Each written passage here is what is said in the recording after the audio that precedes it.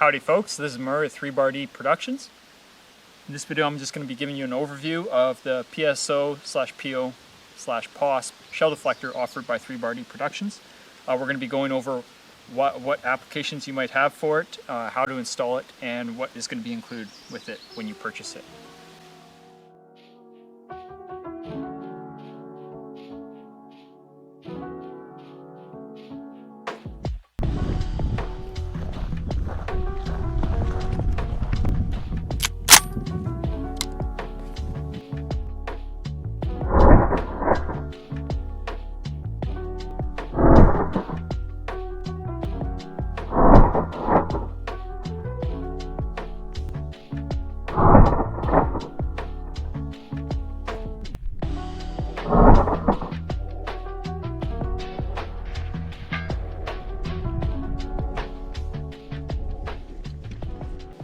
So this is a steel shell deflector that is designed to protect various Eastern European styled side mount optics from the spent casings that come out of very popular open ejection port pattern guns like the Type 81s and SKS rifles. It is designed to essentially bolt to the different optics and not the gun itself, which is a nice benefit because if you remove the optic from the firearm, you don't have an ugly shell deflector connected to the gun. Afterwards, it's connected to the optic. Generally speaking, this shell deflector is designed to be compatible with all of the MPZ brand PO and PSO optics, as well as all of the Bellomo POSP lineup. There is also a chance it may work on various kilometers and prison scopes or optics, but generally speaking, you shouldn't need to utilize a shell deflector with these because these will sit far enough back on most side rails that they don't hang over the ejection port of these guns.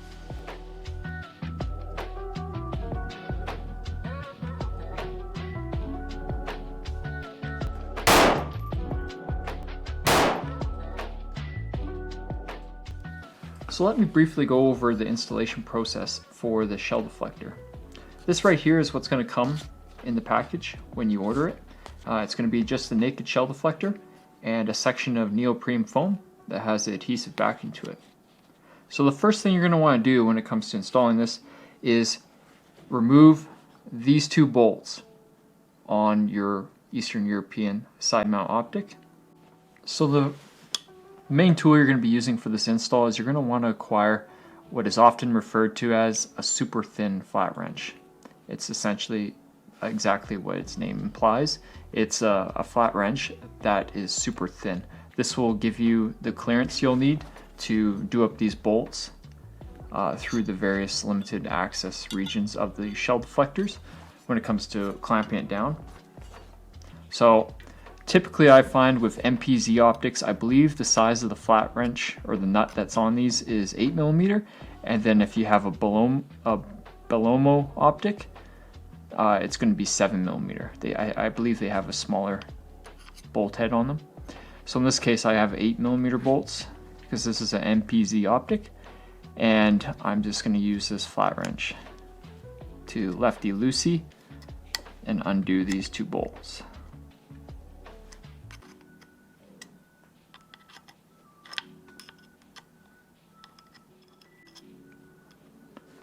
So once you got these backed off enough, there might be a chance you can just take them the rest of the way with your fingers.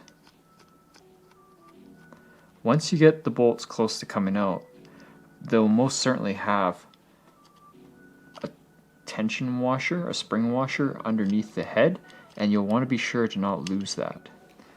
Alright, so now that you got the bolts out, just keep them in a safe place where you won't lose them. And that next step will be to take your naked shell deflector and do a mock fit test with the optic that you're going to be attaching it to. You're going to want to just set it down like so and kind of try to hold it in what you believe will be the rough position it will be in when the bolts are clamped tight. And then you'll just want to look for any foreseeable clearance issues you might be running into, especially around the illumination compartment of your optic. Once you're satisfied with that and you think you're going to have good clearance, the next thing you'll probably want to do is take this over to the firearm that you're going to be attaching the optic to and then once again doing another fit test. And in that case, you're going to be also checking for not only more clearance issues, but also whether or not this surface here possibly obstructs the view of your iron sights. And if that is in fact the case, you might want to explore possible bends you can apply to this that will allow it to still do its job as a shell deflector, but also allow you to see the iron sights. So a lot of this bending that you may be doing at this point will be what you do to this main radius right here. And when you do decide to bend that, what I like to do is put it in soft draws on a vise, and then I'll just kind of use my hands, or maybe even put some tape on a wrench, a flat wrench, a crescent wrench, and then just use that to like kind of apply the bends here and there. Or another thing that works is just clamping it in a soft vise and then using like a rubber mallet to just kind of club it around in the different bends you might want. Once you have that main bend to your satisfaction or think it's going to work out, the final bend that you could adjust is the 90-degree bend right here where the legs or the feet of the shell deflector are. Although I find generally it's better to have that tight, so it's going to sit tight to your optic like so, with the idea being that after you've installed it and you've clamped it tight to your optic, it's pretty easy to reach over with your fingers and just grab the shell deflector and just pull it away from your optic while it's clamped in place, and it will maintain whatever bend you apply there. And that's kind of the final step, or the final tweak of the installation, is tweaking that final bend once you've clamped it all together. So either way, once you're satisfied with all the bends and whatnot, you will want to clean this surface here with some alcohol or degreaser, and then you will want to apply your adhesive backed neoprene foam. I like to have it so it's perfectly in line with the top edge of this window here. That just happens to give you it covers all the important parts and gives you enough material. Another option for those of you who don't have faith in the neoprene foam lasting very long is to source out some adhesive backed Velcro. And I find the fuzzy side of that adhesive backed Velcro is a pretty durable option that you can put on your shell deflector, and it will probably last a little longer, or a lot longer, than the neoprene foam. But it also, in my opinion, doesn't quite look as good as the neoprene foam. It's a little bit more distracting, I find, but in terms of durability, it's hard to beat. So that's an option you can do rather than going with this. But either way, you'll apply that, and then you'll just trim all the excess off, and hopefully make it look nice and clean like this one here. Once you have the neoprene or whatever material you decide to apply to the inner surface here attached, you're ready to bolt it to the optic. Applying the bolts to the shell deflector and bolting it successfully to the optic could very well be one of the more tedious things you do in your life. So fair warning there. I find that having the super thin flat wrench definitely makes it a much easier task. There is a chance that these shell deflectors in the near future will be including a very basic flat wrench. So what I like to do for this is I will put the bolts in the holes on the mount.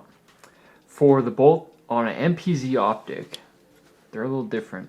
They have a little dip in the body right here where the bolt hole is, but yeah, it's high over here, and the shell deflector feet are going to rest on that high spot.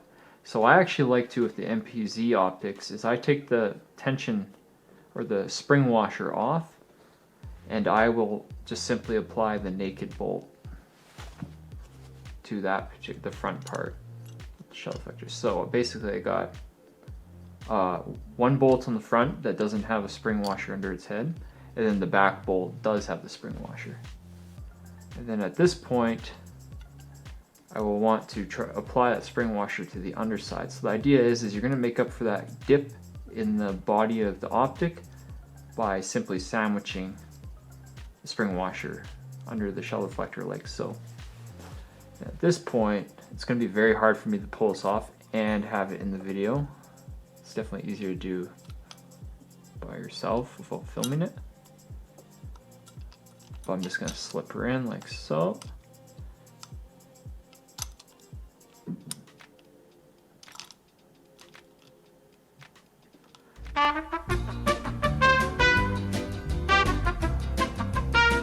Yeah, so right there, for ease of installation, I had to pull this away from the filming area here and just look at myself and put it in. But you can see I got it started.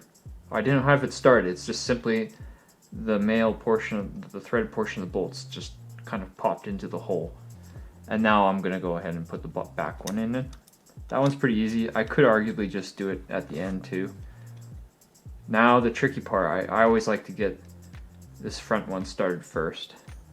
So I'm gonna just reach in here for the 8mm portion of my wrench and just try to crank it, but I'm not gonna apply much torque to it because I don't want to cross thread it.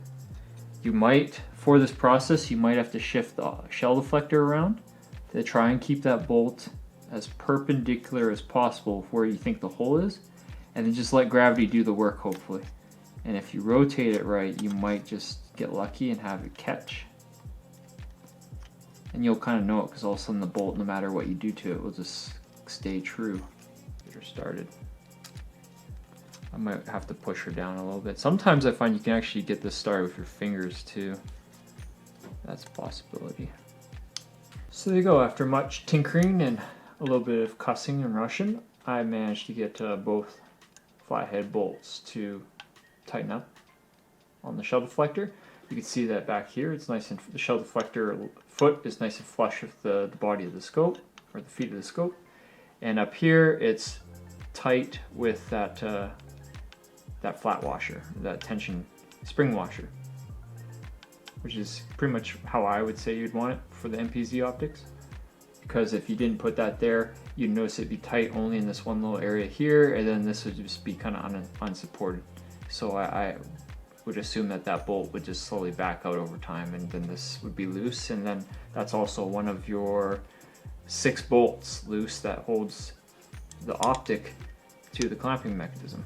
So generally I would say you want all of these bolts to be fairly snug, torqued like you torque a lot of Western optics. So of course, once you got that attached, you can once again look over the fitment of the shell deflector, check the angles, check the clearance.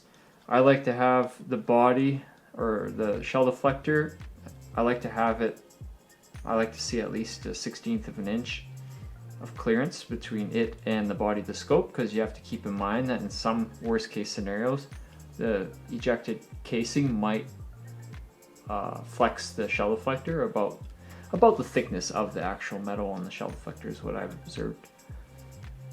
So as long as you got enough clearance there, I would say it's good, ready for action.